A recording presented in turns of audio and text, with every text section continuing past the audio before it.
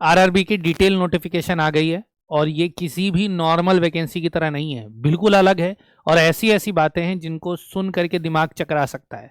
बहुत ही ज़्यादा कॉन्फिडेंट रहेंगे, बहुत ही ज़्यादा जानकारी से परिपूर्ण रहेंगे, तभी जाकर के बहुत ही बेस्ट तरीके से आपकी प्रिपरेशन होगी और बेहतर तरीके से आपका सिलेक्शन होगा। इस पेपर के अंदर बहुत ज़्यादा कन्फ्यूजन नहीं है, मतलब एग्जाम देना और सिलेक्शन प्रोसीजर इतना इतना कंफ्यूजिंग नहीं है जितना कंफ्यूजिंग ये एडवर्टीजमेंट है। मैं बस इतना कहूंगा कि अगर आप इस एग्जाम के लिए किसी भी तरीके से सीरियस हैं या फिर अगर आप इस एग्जाम को देना चाह रहे हैं तो आज की इस वीडियो को बहुत ही अच्छे तरीके से देख लेना, थोड़ी लंबी हो सकती है, अच्छे से देख लेना। इस वीडियो को देखने के बाद सीधा एकदम घोड़े की जो सीधी नजर होती है उस नजर का इस्तेमाल करो और सिर्फ पढ़ाई करो। इसका जो एक पोर्शन है उसका एक बैच भी मैंने निकाल दिया है क्योंकि वो बहुत ही बढ़िया है और अभी से ही आप उसके लिए प्रिपरेशन स्टार्ट कर सकते हैं। तो वो क्या पोर्शन है, किस तरीके से आप रजिस्टर करेंगे, वो सब मैं आपको इस सेशन में बताऊंगा। ये आपको पता है कि रेलवे की वैकेंसीज हैं और रेलवे मिनिस्ट्री ऑफ रेलवेज है, मिनिस्ट्री ऑफ रेलवेज है, यानी कि ये नॉर्मल केवीएस या DSSB की तरह नहीं है, ये ईएमआरएस के जैसे है। जैसे ईएमआरएस अपना अलग था, ट्राइबल अफेयर्स के अंदर आता था, वैसे ये रेलवे मंत्रालय के अंदर आता है। वैकेंसी के बारे में ऑलरेडी प्रीवियस वीडियो में मैंने बता दिया कि सेंट्रल गवर्नमेंट की जॉब है, प्योर सेंट्रल गवर्नमेंट की जॉब है, बोनस भी मिलेगा, एकदम बढ़िया तरीके से सारी सेफ्टी सिक्योरिटी सब कुछ मिलेगी।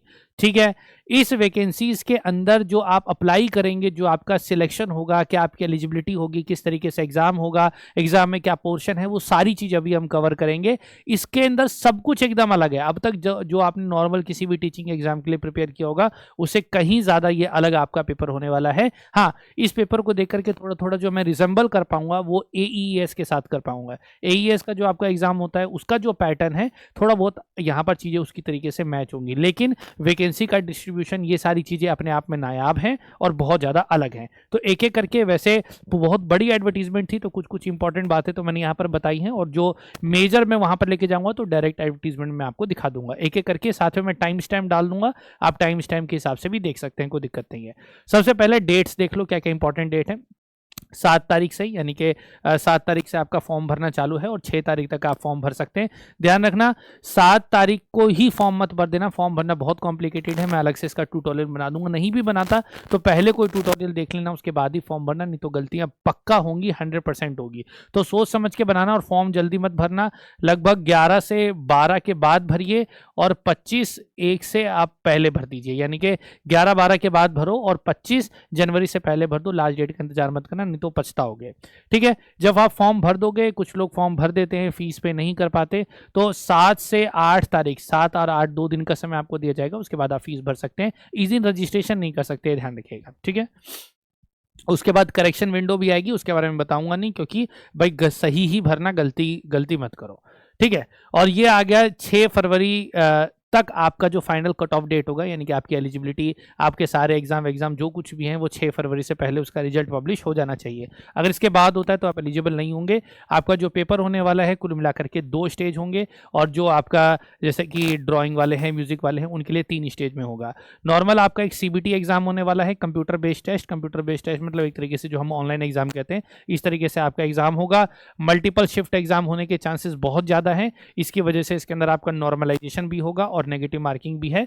नेगेटिव मार्किंग आपका 1/3 है। अच्छा, CBT जो होगा ऑब्वियसली बात, इसका हम सिलेबस भी ढूंढेंगे, तो सिलेबस बड़ा ही अलग है और बहुत ही आसान सा सिलेबस है प्रिपेयर करने के लिए, जो कि कंपटीशन को भी रेस करेगा, लेकिन पढ़ने के लिए कंटेंट आपके पास थोड़ा कम होगा, तो आप ज़्यादा बेहतर तरीके से प्रिपेयर कर सकते हैं। बाकी इसके अंदर आपका ठीक उसी तरीके से इंटरव्यू होगा जैसे KVS या AES में होता है। ठीक है, यहाँ पर सैलरी के अंदर एक चीज ध्यान रखने वाली बहुत ज़्यादा जरूरी है, हो सकता है टीचिंग पे एप्लीकेबल ना हो, लेकिन यदि होती है तो जब आप सिलेक्ट हो जाएंगे तो सिलेक्ट करने के बाद आपको एक ट्रेनिंग में भेजा जाएगा। हो सकता है कि ये जो ट्रेनिंग पीरियड है ये 2 महीने, 5 महीने, 1 साल, जो भी आपका ट्रेनिंग पीरियड होगा उसके अंदर केवल स्टाइपेंड दिया जाएगा। स्टाइपेंड का मतलब कुछ एक फिक्स रेट होगा, जैसे कि 20,000, 25,000, 30,000, लेकिन जैसे ही ट्रेनिंग का टाइम पूरा हो जाएगा उसके बाद आपको पूरी सैलरी मिलेगी, जो कि 7th पे कमीशन के हिसाब से level 8, level 7, level 6, PGT, TGT और PRT की जो सामान्य जगह है वो है, HRA वगैरह, उसके हिसाब से मिलेगा। सैलरी के बारे में मैंने बता दिया, प्योर सेंट्रल गवर्नमेंट की जॉब है तो कोई दिक्कत आपको होने वाली है नहीं। ठीक है, अच्छा, ये एक बहुत इंपॉर्टेंट चीज़, ये ध्यान रखेंगे, अगर आप सिलेक्ट हो जाते हैं तो आपको एक इंडेमनिटी बॉन्ड भी भरना पड़ेगा, जैसे केवीएस में एक टाइम हुआ था। मतलब जब आप सिलेक्ट हो गए तो एक पेपर आपसे साइन करवाएंगे कि अगर आपने 2 साल या 5 साल से पहले नौकरी छोड़ी तो आपको 2 लाख 5 लाख जितने का भी बॉन्ड भरवाएंगे उतने रुपए आपको देने पड़ेंगे। तो जब ये तो बात की बात है, पहले सिलेक्ट तो हो जाओ, सिलेक्ट होने के बाद हम देखेंगे ये क्या है, तो इसकी चिंता भी करना मत, क्योंकि जो इसकी चेन्नई निजी में तो सिर्फ बॉन्ड के लिए नहीं, तो कहने का मतलब वो अपने आप का जी चुरा रहा है, वो पास वास होना नहीं चाहता, पढ़ाई को लेकर सीरियस नहीं है, क्योंकि अगर 1% भी इंटरेस्ट होगा तो पहला चांस है कि पहले नौकरी लो, बाद में देखेंगे। ठीक है, उसके बाद है कि अगर आप इसमें सिलेक्ट हो जाते हैं तो railway engineer unit territorial army, इसके आप ऑटोमेटिक मेंबर बन जाएंगे, और इससे रिलेटेड यदि कभी भी कोई सर्विस या नीड होती है तो आपको वहां पर जाना ही पड़ेगा। ठीक है, अब आप देख लेते हैं एज से संबंधित क्या है। तो एज की कट ऑफ आप समझो 1 जनवरी 2025 है, इसी दिन तक उसको तय किया जाएगा। इसके हिसाब से अगर हम देखें तो जिन जिन वैकेंसी के अंदर जैसे 48 साल पीजीटी 48 साल तक की एज उसके अंदर लिखी हुई है, तो जो 48 साल की एज लिखी हुई है उसके अंदर जनरल और ईडब्ल्यूएस का जो कैंडिडेट होगा तो 2 जनवरी 1977 के बाद या उस दिन पैदा हुआ है तो वही बंदा एलिजिबल हो पाएगा। कहने का मतलब यह है कि सीधा सीधा आप ये देख लो कि जिस पोस्ट के लिए आप अप्लाई करना चाह रहे हो उसके अंदर 18 से कितने साल के लोग अप्लाई कर सकते हैं, उसके हिसाब से उस कैटेगरी में देख लो। अगर आपकी डेट ऑफ बर्थ उस कैटेगरी के बाद आती है तो आप एलिजिबल हैं, अदरवाइज आप एलिजिबल नहीं होंगे। तो टेबल की आप स्क्रीनशॉट ले लेना, बाकी डिटेल एडवर्टीजमेंट भी अच्छे से देख लेना। फिर आती है आपकी फीस का थोड़ा तरीका इसका अलग है। आपका नॉर्मल सभी कैंडिडेट्स के लिए जो है वो 500 रुपये होगा, लेकिन उसके अलावा जैसे PWD, female, transgender, ex serviceman, इन सब के लिए 250 रुपये होगा। लेकिन कैच यहाँ पर यह है कि जब आप ये फी भर देते हैं और अगर आप फर्स्ट लेवल का एग्जाम जो कि आपका सीबीटी का एग्जाम है, अगर आप इस एग्जाम को दे देते हो तो क्या होगा कि ये 500 में से 400 रुपये आपको वापस मिल जाएंगे। आपको यहाँ पे बैंक अकाउंट डिटेल भी भरनी पड़ेगी फॉर्म भरते वक्त, 400 रुपये आपके अकाउंट में आ जाएंगे। लेकिन अगर आपने पेपर नहीं दिया तो 500 में से कुछ भी नहीं मिलेगा। वहीं दूसरी तरफ अगर आप इस कैटेगरी में आते हो तो आपको पूरे के पूरे 250 रुपये वापस मिल जाएंगे, लेकिन तभी जब आपने पहला लेवल एग्जाम यानी कि आप सीबीटी एग्जाम दे चुके होगे तब। अगर बैंक चार्जेस वगैरह इसमें कट कर लेंगे, थोड़े 5, 10, 25 रुपये जो भी होंगे वो कट कर लेंगे, बाकी पैसे आपके वापस आ जाएंगे। अब आते हैं पेपर जो आपका सिलेक्शन होने वाला है, मैंने बताया 3 स्टेज होंगे ड्राइंग म्यूजिक वालों के लिए, और नॉर्मल जो टीचिंग सब्जेक्ट हैं उनके लिए केवल 2 स्टेज होंगे। पहला सीबीटी, एक कंप्यूटर बेस्ड टेस्ट होगा, और उसके बाद आपका एक परफॉर्मेंस टेस्ट होगा जो कि एईएस के जैसा होगा, अभी बताऊंगा आपको, समझ में आ जाएगा। तो आपका ये जो पेपर होना है कुछ नहीं है, सीबीटी आपका 100 नंबर का पेपर होगा, कोई दिक्कत वाली बात नहीं है। 100 नंबर का पेपर है तो कोई ऐसी दिक्कत वाली बात नहीं है। हर एक क्वेश्चन 1 नंबर का होगा, एक आंसर गलत हो गया तो आपका 1/3 नंबर कट जाएगा, यानी कि 33% मार्क्स आपके यहाँ पे नेगेटिव मार्किंग है। ठीक है, नंबर कटेगा, कोई दिक्कत नहीं है, तो क्वेश्चन छोड़ देना। लेकिन अगर लगे कि हाँ भाई नंबर कट सकते हैं, नुकसान बहुत ज़्यादा है, इसलिए अच्छे से करना। पेपर को अगर मैं पूरी तरीके से डिवाइड करूँ तो आप देखोगे जनरल अवेयरनेस 15 नंबर की है, जनरल इंटेलिजेंस 15 है, यानी कि रीजनिंग 15, जीके आपकी 15 है, मैथ्स आपका 10 है, और जीके आप साइंस आपका 10 नंबर का है। तो अगर आप इसको टोटल जोड़ोगे तो 50 नंबर इधर आते हैं, और ये 50 नंबर बनता है आपका प्रोफेशनल एबिलिटी। अच्छा, ये प्रोफेशनल एबिलिटी सबके लिए है, चाहे पीआरटी हो, टीजीटी हो, पीजीटी हो, लाइब्रेरियन हो, सबके लिए। और इसके लिए आपका सेपरेट सिलेबस है, और सेपरेट सिलेबस का मतलब सभी पीजीटी और टीजीटी के लिए सेम है, प्रोफेशनल एबिलिटी सबको सेम पढ़ना है। और पीआरटी के लिए थोड़ा अलग है, जो केवीएस सिलेबस के जैसा है, ठीक है, उनको सिर्फ वही पढ़ना है, उसके अलावा और कुछ नहीं। जैसे कि अगर मैं पीजीटी बायोलॉजी के लिए अप्लाई कर रहा हूँ तो मुझे बायोलॉजी की सारी चीज़ें पढ़नी होंगी, बायोलॉजी का सिलेबस होगा, 100 नंबर का उसमें से पेपर आएगा। तो ऐसा कुछ भी नहीं है, सिर्फ और सिर्फ मैं ये थोड़ा सा टीचिंग से रिलेटेड, प्रोफेशनल एबिलिटी से रिलेटेड 50 नंबर का पेपर होगा, मतलब 50 क्वेश्चन आएंगे इन्हीं 100 में, इसको प्रिपेयर करना और कुछ नहीं। तो इसमें क्या आने वाला है अभी मैं थोड़ी देर के बाद बताऊंगा। फिलहाल हम इन 4 के ऊपर देखेंगे कि ये 50 नंबर हम कैसे कवर करेंगे। तो ये प्रोफेशनल एबिलिटी को मैं थोड़ी देर बाद याद कराऊंगा, ठीक है। तो आपका ये जो 50 नंबर का सिलेबस इन्होंने दे रखा है, मैथ्स के अंदर ये आपके पास टॉपिक्स दिए हुए हैं, ये टॉपिक्स आप कवर कीजिए, आपका काम हो जाएगा। रीजनिंग में ये टॉपिक्स कर लीजिए, आपका काम हो जाएगा। जीके के अंदर आप ये सारे टॉपिक्स कर लीजिए, आपका काम हो जाएगा। और जनरल साइंस के अंदर 10वीं तक का आपको सिलेबस कवर करना है, आपका काम हो जाएगा। तो 50 नंबर का सिलेबस आपका तय है, जो मैं आपके लिए बैच निकालूंगा। उसके अंदर ये चीज़ अभी मैं कवर नहीं करूंगा, क्योंकि मैं ये चाहता हूँ कि आप करें, बाद में अगर नीड होती है, आपकी तरफ से जरूरत होती है, तो इसके लिए हम अलग से करवा देंगे। फिलहाल जो 50 नंबर का प्रोफेशनल एबिलिटी है वो मैं आपके लिए तैयार कर चुका हूं, और वो उसको कैसे रजिस्टर करना है, बड़ा ही सिंपल सी फीस उसके लिए मैंने बनाई है, अभी मैं थोड़ी देर बाद बता दूंगा। जितने भी पीजीटी और टीजीटीज हैं उनके उसके लिए 499 किया है। ये सिर्फ अभी आप सबके लिए ऑफर है, और जितने भी PRTs हैं उनके लिए केवल 299 का आपका प्रोफेशनल एबिलिटी का पोर्शन मैं कवर करा दूंगा। उसके लिए डिस्क्रिप्शन में लिंक है, डायरेक्ट आप वहां से जाकर रजिस्टर कर सकते हैं, या मेटा स्टैटिस्टिक्स एप्लीकेशन में चले जाएं, वहां पर आपको कोर्स दिखाई देगा, वहां से आप डायरेक्ट इसके अंदर रजिस्ट्रेशन कर सकते हैं। ठीक है। अब भर्ती प्रक्रिया में जब आप पेपर देंगे तो ध्यान ये रखना है कि जो मेरिट लिस्ट बनेगी उस मेरिट लिस्ट में अगर आप जनरल से बिलोंग करते हैं और 40% से कम है तो आप आउट हैं। इसका मतलब मेरिट लिस्ट में आने के लिए कम से कम आपको 40, अगर आप जनरल से हैं, EWS हैं तो भी, OBC हैं तो कम से कम 30 नंबर लाने हैं, SC हैं तो 30 लाने हैं, ST हैं तो 25 नंबर कम से कम लाने ही लाने हैं। अगर ये आप नहीं करते हैं तो आप वैसे ही मेरिट लिस्ट से आउट हो जाएंगे। CBT के बाद आपको इसको एक क्वालिफाइंग एग्जाम मान करके आगे आपको बुलाया जा सकता है, जिसमें आपका इंटरव्यू कराया जा सकता है, जो कि मैंने अभी आपको बताया। ठीक है। अब चलिए, अब आते हैं परफॉर्मेंस या टीचिंग स्किल, यानी कि 100 नंबर का पेपर हो गया। 100 नंबर का पेपर होने के बाद मान लीजिए आपके जितने भी नंबर आए उसके हिसाब से अब आप नेक्स्ट लेवल के लिए आपको बुलाया जाएगा। नेक्स्ट लेवल, अब नेक्स्ट लेवल के 2 लोग हो गए। ठीक है, एक वो लोग जो म्यूजिक वाले हैं, और दूसरे वो जैसे कि physics, chemistry, primary teacher, SST, ये सब वाले हैं।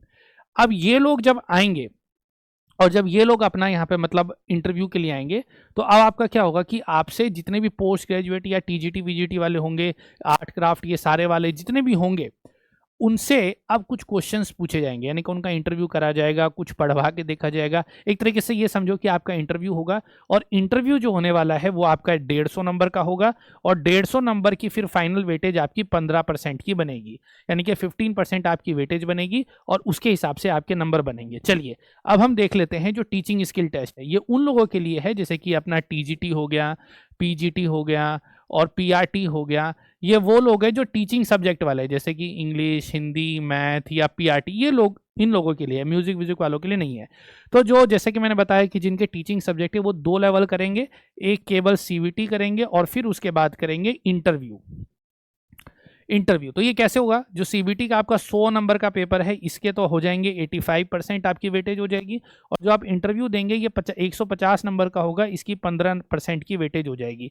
तो इन 85 और 15 को मिलाकर के आपके 100 नंबर में से वेटेज मिलेगी, और फाइनल आपका मेरिट होगा। इसके अंदर बहुत सारी बातें लिखी हुई हैं कि टीचिंग से रिलेटेड कुल मिलाकर के आपका इंटरव्यू होना है। मेन चीज़ यहाँ पर यह है कि आपसे हो सकता है कि पावर पॉइंट पर पढ़वा के दिखाए, या पावर पॉइंट यानी कि टेक्नोलॉजी की सहायता से हम कैसे पढ़ा सकते हैं, वो सारे काम वो आपसे कराएं। एक कमेटी बैठी होगी, यानी कि काफ़ी सारे लोग होंगे जो आपको अच्छे तरीके से देखेंगे, चेक करेंगे, उसके हिसाब से 15 से 30 मिनट आपका इंटरव्यू चलेगा।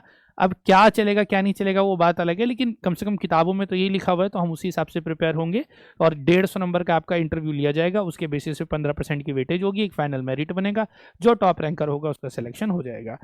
ठीक है। अब जो लोग अब म्यूजिक वाले हैं, तो उनका क्या होना है कि उनका एक परफॉर्मेंस टेस्ट भी होगा। परफॉर्मेंस मतलब अगर म्यूजिक का है तो गवा के दिखाएंगे, बजवा के दिखाएंगे, ड्राइंग का है तो कुछ ड्रॉ करवा के दिखाएंगे, उसके अलग से नंबर होंगे, उसके नंबर होंगे 25। तो इस हिसाब से आप 25 नंबर एक्स्ट्रा कैसे आएंगे। तो ये जितने भी ये क्राफ्ट वाले हैं या म्यूजिक वाले हैं, इनका जो CBT का जो पेपर होने वाला है, ठीक है, जो 100 नंबर का पेपर हुआ एक, और दूसरा भी हमने इंटरव्यू भी देखा, इंटरव्यू 150 नंबर का होगा, और ये वाला जो ये वाली जो चीज़ होगी, यानी कि जो परफॉर्मेंस टेस्ट होगा। अब क्या होगा, इस 100 नंबर में से तो 60% की वेटेज ले लेंगे, ठीक है, इस 150 नंबर में से 15 नंबर की वेटेज ले लेंगे, और इस परफॉर्मेंस टेस्ट से 25% की वेटेज लेंगे। मतलब कि उससे ड्राइंग जो बना के दिखाएगा, या जो गाना गा के दिखाएगा, या जो बजा के दिखाएगा, उसके हिसाब से 25% की वेटेज, और यहाँ से टोटल बन जाएंगे 100, तो फाइनल मेरिट 100 में से बन जाएगी। ठीक है, तो ये हो गया दोनों के सिलेक्शन का तरीका। सिलेक्ट हो गए तो डॉक्यूमेंट वेरीफाई करवाओ और काम आपका हो जाएगा। ये 18 RRBs हैं। फॉर्म कैसे भरना है, फॉर्म भरने का तरीका बिल्कुल अलग हो सकता है। रेलवेज में कैसे हम फॉर्म भरते हैं, इसका हो सकता है टीचिंग बैकग्राउंड के लोगों को उतनी ज़्यादा एक्सपीरियंस ना हो। इसके लिए जब तक कंफर्म ना हो तब तक आप फॉर्म ना भरें। भले ही पहले कोई डमी फॉर्म भर लो, भले ही बाद में पेमेंट मत करना, पहले कोई डमी फॉर्म भर लेना, 10 बार क्रॉस चेक करा लेना किसी सीनियर से या किसी साथी से, उसके बाद ही फॉर्म को फाइनल सबमिट करना, नहीं तो गलतियाँ होंगी तो बाद में फिर आप पछताएंगे। ठीक है, तो ये अलग अलग 18 जोन है, इसके बारे में मैं पिछली वीडियो में बता चुका हूँ। अब हम बात करते हैं जो पर्सनल एबिलिटी सिलेबस, 50 नंबर का सिलेबस तो मैंने बता दिया मैथ साइंस का। ठीक है, अब 50 नंबर का जो सिलेबस अलग है, जो प्रोफेशनल एबिलिटी है, उसके बारे में अब हम देखते हैं। तो उसके लिए मैं सीधा अब इस वाली ऑफिशियल एडवर्टीजमेंट पे आ जा रहा हूँ। यहाँ पर जब आप पेज नंबर 45 पे जाएंगे तो 45 पे आपको ऑल पोस्ट ग्रेजुएट टीचर और ट्रेंड ग्रेजुएट टीचर्स करके दिखाई देगा, और यहाँ पर एक सिलेबस दिखाई देगा। ये सभी के लिए है, चाहे आप English, Hindi, math, science, biology, chemistry किसी से भी हो, चाहे टीजीटी, पीजीटी, आपको 50 नंबर के लिए ये ही प्रिपेयर करना है। क्या है ये? Philosophy of education, sociology, education, culture, democracy, philosophy of learning, teaching, curriculum वगैरह, ये सब जो लिखा हुआ है यही टॉपिक्स आपको प्रिपेयर करने हैं। ठीक है, तो पहला जो टॉपिक दिया हुआ है एजुकेशन से रिलेटेड 22 से 28 क्वेश्चन इन टॉपिक से आएंगे। Psychology of learning and teaching 13 से 18 क्वेश्चन इसमें से आएंगे, और 8 से 12 क्वेश्चन इसमें से आएंगे, और टोटल आपके 50 क्वेश्चन यहाँ से इस तरीके से तय होंगे। यही टॉपिक्स को कराने की मैं बात कर रहा हूँ कि जो आप बैच में जाएंगे तो यही सारे टॉपिक्स आपके 499 में मैंने पूरा कराने का सोचा है कि भाई इस ऑफर प्राइस में आप आ जाओ।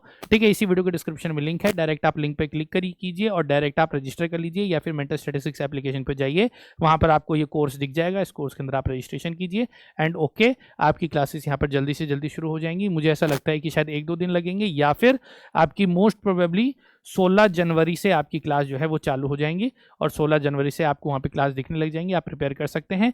जो पीआरटी वाले हैं उनकी क्लासेस तो मुझे लगता है कि आज तारीख हो गई 7 ना, 11 जनवरी से पीआरटी वालों की भी क्लास हम लोग चालू करा देंगे, और उनकी भी सारी चीज़ें चलने लग जाएंगी। आपके ऑफिशियल नोट्स वगैरह सब कुछ आने लग जाएंगे, MCQ सब कुछ एकदम बेस्ट लेवल की आपकी प्रिपरेशन होगी इसके अंतर्गत। इसके बारे में, कोर्स के बारे में डिटेल जानकारी मैं दूसरे क्लासेस में भी दूंगा। बाकी फिलहाल आप फर्स्ट लेवल पे तो अपना रजिस्ट्रेशन करके अपनी पढ़ाई चालू कर सकते हो।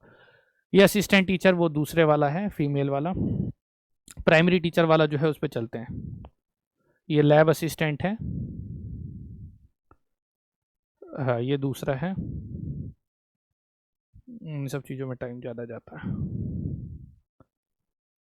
ठीक है, ये लाइब्रेरियन हो गया। लाइब्रेरियन का भी इसी तरीके से 50 नंबर का है। अब इधर आ जाओ, ये आगे प्राइमरी टीचर। प्राइमरी टीचर का देख लो, understanding the learner, understanding teaching learning हो गया। फिर उसके बाद यहाँ पे creating conducive environment, school organisation और पर्सपेक्टिव इन एजुकेशन। सो 2 से 3 क्वेश्चन इसमें, 4 से 6 इसमें। ठीक है, 18 से 20 क्वेश्चन इसके अंदर आएंगे। तो हर एक टॉपिक के अंदर 18 से 20, 18 से 20, 4 से 6, 4 से 6 करके टोटल यहाँ पर आपके 50 क्वेश्चन यहाँ पे पूरे पक्के हो जाने हैं, और 50 नंबर आपके इसी से आएंगे। तो ये पूरा का पूरा जो सिलेबस है, मेरे को जितना मैं देख पा रहा हूँ कि KVS CDP का जो सिलेबस था, KVS PRT CDP का, उससे ये रिजेंबल कर रहा है। तो आप उसके हिसाब से प्रिपेयर कर सकते हैं। और जैसे कि मैंने बताया, वीडियो के डिस्क्रिप्शन में लिंक है, 299 रुपीज़ में आपको ये पूरा कोर्स मिल जाएगा। 50 क्वेश्चन, ये पूरा का पूरा, पूरी की पूरी क्लासेस, पूरे के पूरे नोट्स, हर एक टॉपिक वाइज आपके नोट्स होंगे, टॉपिक वाइज आपके MCQs होंगे, वो सारी चीज़ें आपको मिल जाएंगी। आप अच्छे से प्रिपेयर कीजिए, आपका काम यहाँ पर हो जाएगा। ये तो है सिलेबस। यहाँ से आपका सिलेबस कवर करना है 50 मार्क्स का, जो प्रोफेशनल वाला मैंने आपको बता दिया वो।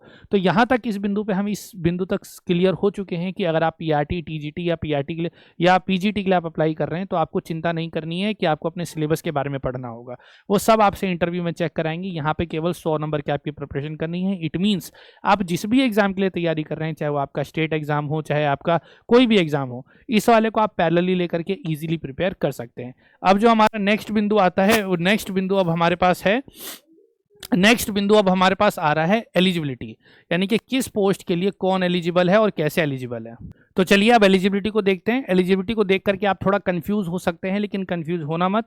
पेज नंबर 57 से एलिजिबिलिटी है। बस इतना समझो कि इसको देखते वक्त आपको बस इतना ध्यान में रखना है कि आप किस पोस्ट से बिलोंग करते हैं, आपकी पोस्ट यहाँ पर है या नहीं, और है भी तो कितने और अलग अलग पोस्टों में आपकी यहाँ पर अवेलेबिलिटी है। हो सकता है कि आप यहाँ पर केवल TGT SST के लिए अप्लाई कर रहे हो, लेकिन यहाँ पे आपको TGT, आपको पता चले कि हिस्ट्री की अलग से एक पोजीशन निकली हुई है, उसमें भी आप एलिजिबल है। मैं आपको बता दूं कि यहाँ पर जो JBT जिन लोगों ने कर रखी है वो यहाँ पर TGT के लिए एलिजिबल होंगे, और जिन लोगों ने B.Ed कर रखी है वो यहाँ पर PRT के लिए एलिजिबल होंगे। तो ध्यान से देखना, कंफ्यूज मत होना, ठीक है। सबसे पहले यहाँ पर देखो बहुत सारे नाम लिखे मिलेंगे, जैसे कि ये दिखाई दे रहा है PGT कॉमर्स। PGT कॉमर्स लिखा हुआ है, तो कॉमर्स के लिए वही है। PGT की जितनी भी पोस्ट है सबके अंदर बिल्कुल सेम, हर जगह जैसे रहता है वैसे यहाँ पर कोई बदलाव नहीं है। अपीयरिंग कैंडिडेट एलिजिबल नहीं होगा, आपको पूरा का पूरा वो क्लियर करके ही चलना है 6 फरवरी 2000 से पहले, 2025 से पहले। कॉमर्स का है तो आपका मास्टर्स इसके अंदर होना चाहिए कॉमर्स के अंदर, और आपके पास B.Ed होनी चाहिए, बस, ठीक है। और वही यहाँ पर मेल लिखा होगा, चाहे मेल हो फीमेल हो, जो भी हो, पोस्टिंग हो तो बात की बात है। आपको बस ये समझना है कि कॉमर्स है तो ये चीज़ आपके पास होनी चाहिए, ठीक है। आगे चलो, फिर आता है पोस्ट ग्रेजुएट हिंदी, तो एमए आपकी हिंदी या संस्कृत में होनी चाहिए, और यदि इस हिंदी का केस बनता है तो ग्रेजुएशन में आपके पास हिंदी होनी चाहिए, बाकी बीएड ही है, ठीक है। पॉलिटिकल साइंस में पॉलिटिकल हो, बंगाली में बंगाली, बायोलॉजी में बायोलॉजी के सब्जेक्ट्स बहुत सारे ध्यान रखिएगा, जैसे कि है बॉटनी, जूलॉजी, लाइफ साइंस, इन सब में से किसी में कर रखा है तो आपका काम चल जाएगा। जो भी जिस सब्जेक्ट से बिलोंग करता है उससे मेरी रिक्वेस्ट है कि भाई एक बार जो है आप लोग एडवर्टीजमेंट के अंदर अपना देख लेना, फिर भी अगर कोई कंफ्यूजन हो कि भाई ये कैसे होता है तो कमेंट में डाल देना। आई प्रॉमिस कि हर एक के क्वेश्चन जो कि एलिजिबिलिटी रिलेटेड इशू होगा उसका मैं रिप्लाई करूंगा। मैथ्स का है तो भाई मैथ्स या अप्लाइड मैथ्स में अगर वो होगा तो काम चल जाएगा, ठीक उसी तरीके से होगा। अब मैं थोड़ा सा टीजीटी में चला जाता हूँ, ठीक है। पीजीटी के बिल्कुल सेम है, पीजीटी वाले जितने भी हो एक बार देख लेना, आपको कोई दिक्कत नहीं होने वाली। जो ड्राइंग वाले हैं, ड्राइंग आपने एमए ड्राइंग एंड पेंटिंग कर रखी है, बीए ऑनर्स आर्ट एजुकेशन में कर रखा है तो आपका काम चल जाएगा। 12th और प्लस 4 साल का अगर पेंटिंग में डिप्लोमा कर रखा है तो आपका चल जाएगा, ठीक है। अब आता है फिजिकल ट्रेनिंग इंस्ट्रक्टर हो गया। अब जैसे ये टीजीटी बायोलॉजी की देखो पोस्ट है, पीजीटी बायोलॉजी की पोस्ट है, ऐसा तो हमने कहीं सुना नहीं, यहाँ पर है। तो बस कहीं पर भी किसी आरआरबी में कहीं पे एक आधी वैकेंसी होगी तो आप इसके लिए एलिजिबल हो जाएंगे, बस बात ये है। तो अगर आपने ग्रेजुएशन बायोलॉजी से कर रखा है, मतलब या तो बायोलॉजी ऑनर्स कर रखा है या 3 साल अगर बायोलॉजी है, और प्लस टीजीटी वालों का जैसे कि मैंने कहा था, ये देख लो यहाँ पर diploma in elementary teacher education यानी कि जेबीटी जिसको हम कहते हैं, अगर आपके पास जेबीटी है तो आप यहाँ पर एलिजिबल हो जाएंगे। वहीं दूसरी तरफ 50% अगर आपकी ग्रेजुएशन में और ये अगर आपकी पोस्ट ग्रेजुएशन आपने इससे कर रखी है और उसके साथ यदि आपका बीएड है तो आपका काम चल जाएगा। उसके अलावा आपके पास सीटेट पार्ट 2 होना चाहिए तो आपका काम चल जाएगा। बाकी बीएलएड है, तो जितने भी बीएलएड वाले हैं 12th और बीएलएड वाले हैं वो सभी पोस्टों के लिए एलिजिबल हैं। और जो बीएससी वाला तो अलग है ही, इंटीग्रेटेड वाले तो अभी बहुत कम ही कैंडिडेट हैं, लेकिन जो लोग बीएलएड वाले हैं वो लगभग टीजीटी की सभी पोस्टों पर एलिजिबल हैं। इन केस बस वो सब्जेक्ट उनके पास होना चाहिए बस, ठीक है। और ऑलमोस्ट सबके पास वो सब्जेक्ट तो रहते ही हैं बीएलएड वाले। अब जो इंग्लिश वाले हैं, इंग्लिश के अंदर आप ग्रेजुएशन इंग्लिश मतलब 3 साल इंग्लिश होनी चाहिए और प्लस आपके पास बीएड हो या जेबीटी हो, आपका काम चल जाएगा। फिर आता है हिंदी है, हिंदी होनी चाहिए 3 साल, जेबीटी हो या बीएड हो प्लस सीटेट हो, और बीएड भी साथ में मतलब जेबीटी या बीएड प्लस सीटेट हो, आपका काम चल जाएगा, ठीक है। जैसे कुछ लोग हैं trained graduate math and science, जो trained graduate maths and science में तो उनकी ग्रेजुएशन मैथ और उसके साथ बॉटनी या जूलॉजी या केमिस्ट्री इनमें से किसी भी साल में होनी चाहिए, मतलब 3 साल इसमें से किसी भी कोई भी एक सब्जेक्ट होना चाहिए, और उसके साथ जेबीटी या बीएड हो तो उसका काम हो जाएगा, और प्लस सीटेट पेपर 2 उसका क्लियर है तो हो जाएगा काम, ठीक है। कुछ देखो साइंस के पीसीबी वाले हैं, तो पीसीबी का मतलब फिजिक्स केमिस्ट्री बायो तीनों पढ़ रखा है 3 साल तो वह एलिजिबल होंगे, प्लस वही है सीटेट पेपर 2। अलग अलग तरीके से कम्बिनेशन बना रखे हैं। संस्कृत का है तो 3 साल संस्कृत प्लस जेबीटी या बीएड है तो एलिजिबल हो जाएगा। एक एसएसटी वाले का कंफ्यूजन रहता है, तो एसएसटी वाले देख लो, एसएसटी वालों को कुछ नहीं करना, वही एकदम पुराने वाला कॉम्बिनेशन है कि ग्रेजुएशन अगर आपने हिस्ट्री और ज्योग्राफी में से कोई एक सब्जेक्ट होना चाहिए, बाकी जो भी ऑप्शंस हैं उसमें से वो दोनों सब्जेक्ट आपके 3 साल होने चाहिए। कुछ सब्जेक्ट्स आपके यहाँ पर दिए हुए, ज़्यादा नहीं है, ठीक है, ज़्यादा नहीं है यहाँ पे सब्जेक्ट्स यहाँ पे केवल आपके 5-6 सब्जेक्ट हैं। अगर आप हिस्ट्री से कॉम्बिनेशन बनाओगे तो हिस्ट्री आपकी 3 साल होनी चाहिए, उसके अलावा जो भी सब्जेक्ट आप जोड़ोगे वो भी आपके 3 साल होनी चाहिए, ठीक है। ठीक है, तो चलो आगे चलते हैं। इसी तरीके से सारे सब्जेक्ट का है तो इसको एक बार देख लेना कि अगर किसी में भी कुछ समझ में नहीं आया तो कमेंट कर लेना, ठीक है। बस ये मैं आपको बता दे रहा हूँ। अब चलो नंबर ऑफ वैकेंसीज पे जाते हैं कि वो कैसे किस तरीके से दिखाई दे रही है। अब यहाँ पर मैं आ चुका हूँ पेज नंबर 95 पे, यहाँ से वैकेंसी टेबल दिखाई दे रही है। ये वैकेंसी बिल्कुल जो नॉर्मल वैकेंसीज हम देखते हैं वैसी नहीं है। हमने जैसे कि देखा 18 अलग अलग जोन में रेलवे डिवाइडेड है, तो उसके हिसाब से अलग अलग जगह पे वैकेंसी आ रखी है। तो जैसे मान लो कोई जैसे मान लो पीजीटी हिस्ट्री के लिए कर रहा है तो हो सकता है कि किसी एक जोन में एक है, किसी एक जोन में एक है, किसी एक जोन में है भी नहीं, ऐसा भी हो सकता है। तो ध्यान से देखो कि जैसे कि वैकेंसी टेबल है, पहला है आरआरबी अहमदाबाद, तो यहाँ पे WR वेस्टर्न रेलवे को रिप्रेजेंट कर रहा है। वेस्टर्न रेलवे में अगर हम देखेंगे तो यहाँ पर देखो टीचिंग की कोई पोस्ट ही नहीं है, इसका मतलब यहाँ पे कोई स्कूल नहीं है, तो यहाँ पर कुछ नहीं करना, केवल ये 2 पोस्ट वाले करेंगे। फिर उसके बाद अजमेर वाले में देखो, अजमेर वाले में भी नहीं है। यहाँ पर हम आते हैं बेंगलोर में, बेंगलोर में आप देखो टीजीटी की पोस्ट दिखाई दे रही है, टीजीटी हो गया, ठीक है, और कुछ कोई नहीं है। टीजीटी की ये 2 पोस्ट है और बाकी फिजिकल ट्रेनर है और एक एक 2 पोस्ट है, बस इससे ज़्यादा नहीं है। तो उसके हिसाब से आपको ये देखना है कि कहाँ पर क्या है, यानी कि सबसे पहले आपको यहाँ पर ये देखना है कि आप खुद कहाँ रहते हो, आपका होम टाउन कहाँ है, फिर उसके आसपास कौन सा रेलवे का रीजन पड़ता है, क्या वहाँ पर स्कूल्स हैं, अल्टीमेटली घर आने की गुंजाइश है या नहीं। अगर है तो उसके हिसाब से आप बना सकते हैं। या फिर अगर आपका ये है कि नहीं जी मुझे किसी भी तरीके से तो बस नौकरी चाहिए, तो बस आंख बंद करो और जयकारा शेरा वाली का लगा के बस फॉर्म भर डालो। भोपाल वाले में देखेंगे तो आप यहाँ पर देखो पीजीटी वीजीटी सारे हैं, टीजीटी के भी सारी वैकेंसीज हैं। और इसी के बाद नीचे भोपाल का ही देखो, यहाँ पर प्राइमरी टीचर की भी वैकेंसी है। तो जैसे प्राइमरी टीचर का देखो यहाँ पर, जैसे एक है primary teacher, primary railway teacher, western railway के अंदर 3 है और वेस्ट सेंट्रल रेलवे के अंदर 2 है। तो ये अलग अलग कोड है, WCR west central railway, western railway. ठीक उसी तरीके से अगर हम आगे चलेंगे तो यहाँ पर देखिए ECR है, ECR ये हो गया ईस्टर्न सेंट्रल रेलवे, तो यहाँ पर तो है नहीं इस रीजन में। बिलासपुर में देखिए ये जैसे ये है साउथ ईस्ट सेंट्रल रेलवे, तो यहाँ पर बिलासपुर के अंदर सबसे ज़्यादा सभी पोस्टों के ऊपर वैकेंसी है। देखो पीजीटी की सारी वैकेंसी है, लेकिन वैकेंसी नंबर बहुत कम है, 3-3 2-2 टोटल डिस्ट्रीब्यूट हो गए ना सभी पोस्टों में और अलग अलग जगहों पर। यहाँ पर टीजीटी और पीआरटी भी है। पीआरटी आप देखोगे तो पीआरटी यहाँ पर 53 सबसे ज़्यादा इसी बिलासपुर रीजन में है, तो ऑब्वियसली बात है अधिकतर लोग यहीं पर जाने वाले हैं। बाकी कहीं पर 10, 12, 5, 6 इसी तरीके से वैकेंसीज हैं। तो इसी हिसाब से आपका मन करे तो आप ये सारी वैकेंसी टेबल देखिए, उसके हिसाब से आप देखिए कि आप जिस पोस्ट के लिए प्रिपेयर कर रहे हैं वो पोस्ट कहाँ कहाँ अवेलेबल है। अगर वो आपके रूटीन में आता है या फिर आपको लगता है कि हाँ यहाँ पर जा सकते हैं, तो उसके हिसाब से आप इस फॉर्म के अंदर या इस भर्ती में अप्लाई करने का डिसीजन ले सकते हैं। ये सारी जानकारी होना जरूरी है। बिना जानकारी के आप अप्लाई कर रहे हैं, बाद में आपको लगेगा कि यार क्यों ही कर दिया, तो उससे ज़्यादा अच्छा है कि कम से कम जानकारी हो और पूरी जानकारी के साथ फिर कॉन्फिडेंस के साथ जब आप काम करेंगे तो आपके सिलेक्शन के चांसेस ऑब्वियसली बात है बढ़ के ही रहेंगे। तो इतनी ही बात है, इससे ज़्यादा कुछ नहीं है। इसके बाद नीचे जाएंगे तो यही यहाँ पर एडवर्टीजमेंट कंप्लीट हो जाएगी। 7 तारीख से आपके फॉर्म भरना चालू है। मेरी तरफ से पूरी कोशिश होगी कि एक बार फॉर्म भरने का पूरा तरीका मैं आपको बता दूं। आप अपने तरफ से ये ध्यान रखेंगे कि भाई गड़बड़ी नहीं करेंगे, यानी कि 7 तारीख 8 तारीख कोई फॉर्म नहीं भरेंगे। पहले आप इंतजार करना 11-12 तारीख का और 25 जनवरी से पहले भर देना। ठीक है, 11-12 तारीख के बाद भरना, ताकि आप पहले देख लो अच्छे से, कोई ट्यूटोरियल देख लीजिए, उसके बाद अच्छे से समझ जाइए और किसी भी तरह की गलत जानकारी भरने से आप 500 बार बचिए, तभी जाकर के कुछ हो सकता है, अदरवाइज आपको बाद में बहुत पछताना पड़ेगा। पेपर के लिए मैंने आपको बता दिया, जनरल पेपर आप कर सकते हैं, जो आपका प्रोफेशनल एबिलिटी का पेपर है उसके लिए मेंटल स्टैटिस्टिक्स एप्लीकेशन को इंस्टॉल कीजिए, डिस्क्रिप्शन में लिंक है।